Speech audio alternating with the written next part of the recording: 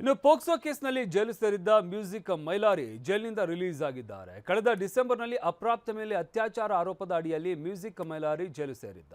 ಇದೀಗ ಬಾಗಲಕೋಟೆ ಜಿಲ್ಲಾ ಕಾರಾಗೃಹದಿಂದ ಬಿಡುಗಡೆಯಾಗಿದ್ದು ಷರತ್ತುಬದ್ಧ ಜಾಮೀನು ಮೇಲೆ ಹೊರಬಂದಿದ್ದಾನೆ.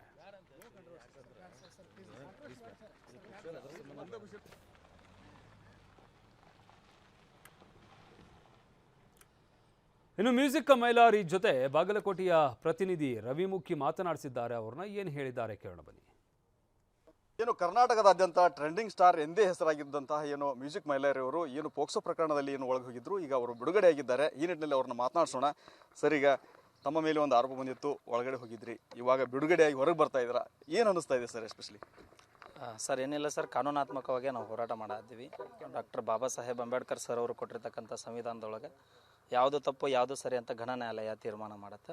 ಆ ಅಡಿಯೊಳಗೆ ಕಾನೂನಿಗೆ ನಾನು ತಲೆಬಾಗ್ತೀನಿ, ಕೋರ್ಟ್ಗೂ ತಲೆಬಾಗ್ತೀವಿ.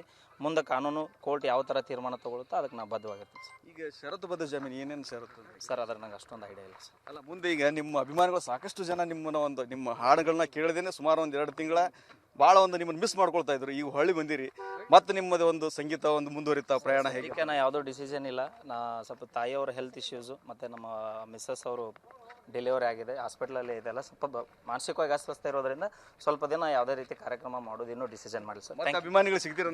ಹಾಂ ಸರ್. ಇದಿಷ್ಟು ಮ್ಯೂಸಿಕ್ ಮೈಲಾರಿ ಅವರ ಮಾತಾಗಿರುವಂಥದ್ದು. ಕ್ಯಾಮ್ರಾಮನ್ ಬಾಬು ಜೊತೆ ರವಿಮುಖಿ, TV9 ಬಾಗಲಕೋಟೆ.